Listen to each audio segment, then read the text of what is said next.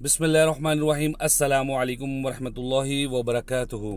رسول اللہ صلی اللہ علیہ وسلم نے فرمایا کہ جہنم سے بچو، پھر چہرہ پھیر لیا، پھر کہا جہنم سے بچو، اس کے بعد پھر چہرہ پھیر لیا، پھر فرمایا جہنم سے بچو۔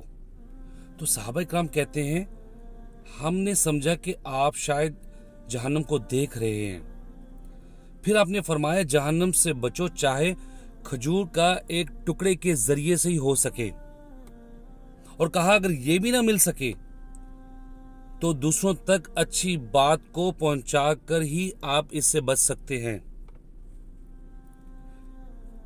تو ناظرین، رسول اللہ صلی اللہ علیہ وسلم ہمیں کیا تعلیم دے رہے ہیں کہ ہو سکے کچھ میں نہیں ہے تو ایک کھجور صرف وہی صدقہ کر دو، کسی کو کھلا دو۔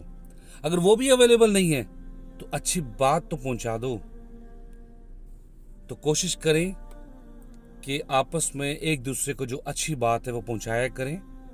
حدیث کی شکل میں ہو سکتی ہے، قرآن کی شکل میں ہو سکتی ہے، تربیت کی شکل میں ہو سکتی ہے، تاکہ کسی کو فائدہ ہو۔